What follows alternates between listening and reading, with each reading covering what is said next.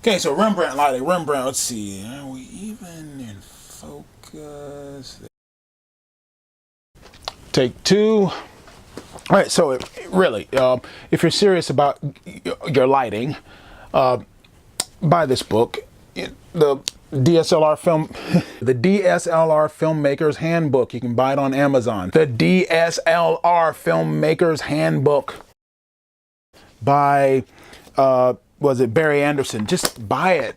If you're a YouTuber and you don't have this book, it's like you're just buy it.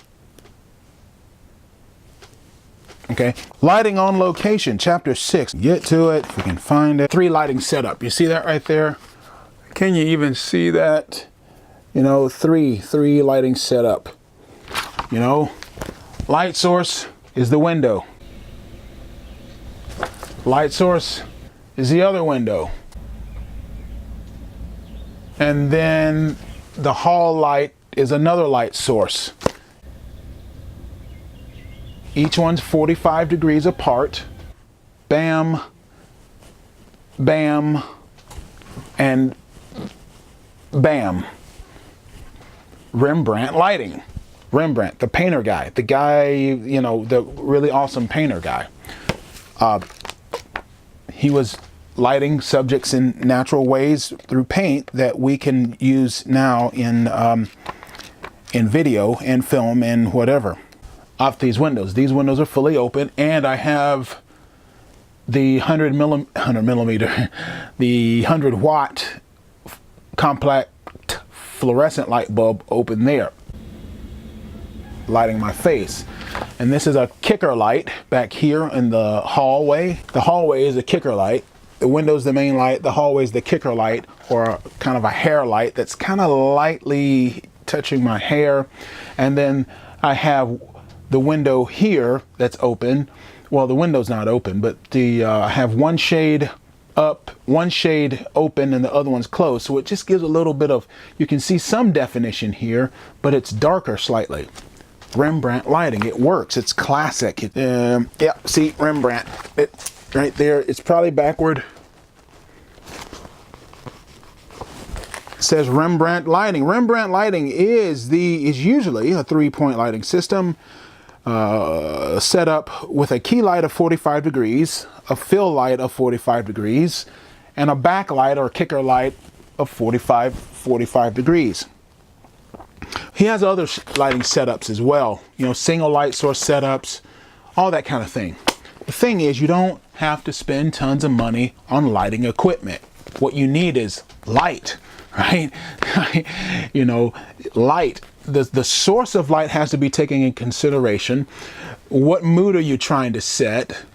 Because I use natural light as much as possible because it's an outdoors channel and I want warm, well, natural light in, you know, the color of the light changes throughout the day. The color of the light changes throughout the year, but I generally want natural lighting because it's an outdoor show. You may be different. You may like the kind of neon, you know, you've seen a lot of YouTubers that have lots of neon lights and stuff everywhere. That's cool. I guess, you know, if it's a tech channel, you can understand them having neon lights. It doesn't matter the light source. You have to understand why you're using the light, and how you're going to use it depends on the mood you're trying to set. All right. So what I'm trying to communicate is this sort of natural, organic goodness, or if you want, you know, and so I have the 50mm lens here. We're at eye level. So I want it to be like we're talking in the living room together after lunch or something. We're just kind of chilling out, talking shop, you know. That's the mood I'm wanting to generate, and I want it to be with natural lighting. The only reason I have the light here is to boost this up a little bit, because otherwise I would really have to crank up the ISO on the camera. I actually have the ISO down, but I have the camera lens set up down to the lens is open, wide open, 2.8 on my f50. I'm pretty sure the ISO is down to 200 in the camera, although I didn't check it. But I just go by what it looks like, and it looks good here. And that's fine. We're actually coming in underexposed according to the thing there. And you got that nice normal eye perspective, so it looks, it's kind of tight in because 50 millimeters on this Micro Four Thirds looks a little tight in, and I'm set off more or less on the rule of thirds, so it has that documentary film interview look, as opposed to a lot of other YouTubers that use really wide angle lenses and they want you to see everything, and it's sort of distorted because they get really close to the thing and it just looks like sort of clown-like almost, and it's just kind of weird. There's nothing wrong with that. It's just that when you use a wide angle lens and you're trying to get close into the lens, you're gonna look like The Shining, where it's like, here's Jackie, you know, you're gonna look like a horror story.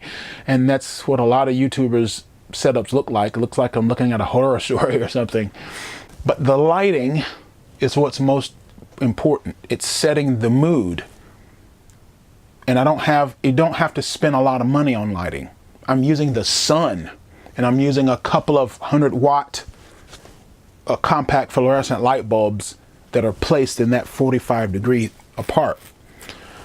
Different lighting setups cause different emotions. Different lighting setups, sometimes you only have one lighting setup, like one light, like a lamp or something, and you wanted a low-key lighting, and it's just, oh, I want to do some shooting this summer where hopefully I can do some overnight camping and fishing, and well, the campfire is probably going to be, wait a minute, yeah, heater was on. The campfire is probably going to be the only light, and that's a single light, but it's a low-key lighting, and I wanted to look like it was night. One of the things I find annoying in a lot of movies sometimes is they'll shoot it in the daytime and then use color effects in the computer to make it look like it's night, and it totally doesn't look like it's night. You just put a blue matte over everything, or a blue tint over everything, deep dark midnight blue over everything, and it looks like it was shot in the broad daylight. And I understand they don't always have control over that, but I recently saw a film.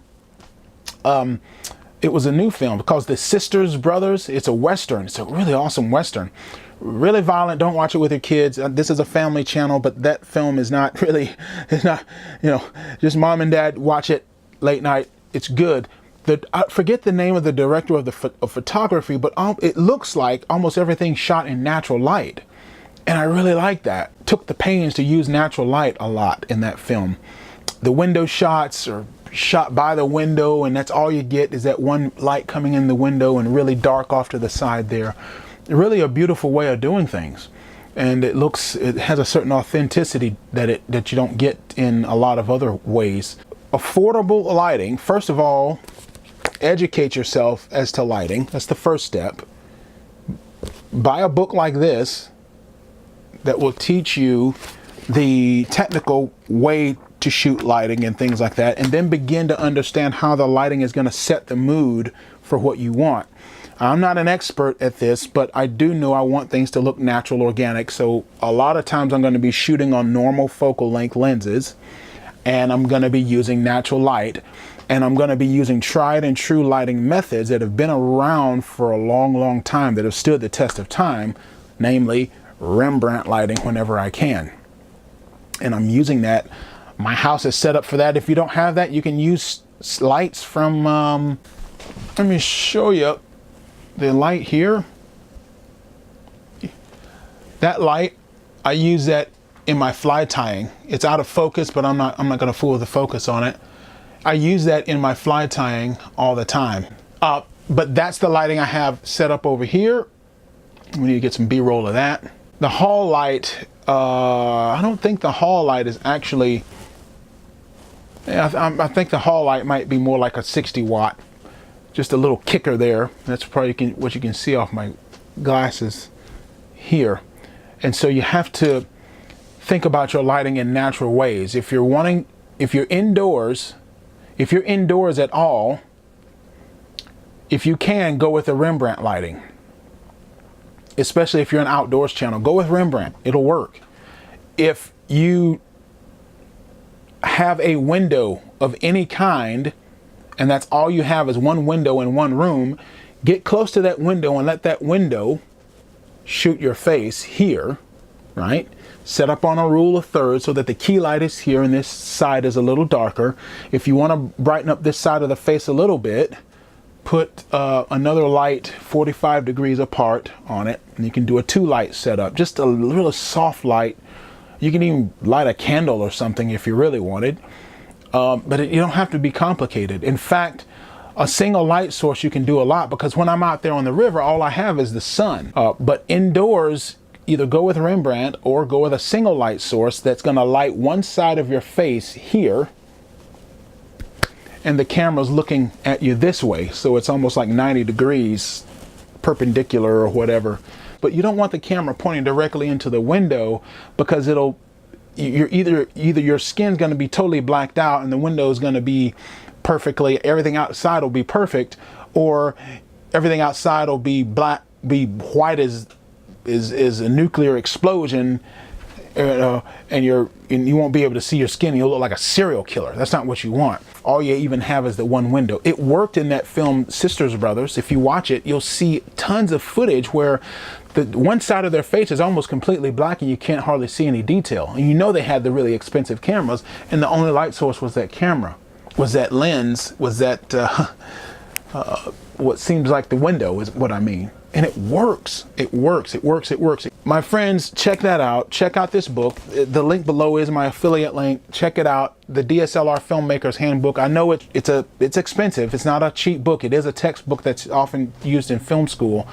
But if you want, I would rather you buy this and learn lighting and figure out why you want to use certain lights in certain ways, in certain situations, and just use the available light, than to go out and spend $500 on a big expensive lighting kit and it just looks like junk because somebody sold you on a big expensive lighting kit that you just didn't even need. Teaching you how to start your own YouTube channel. And this week was Rembrandt lighting. I hope you learned something. Let me know if you did. Comment below, and I will see you on the next one.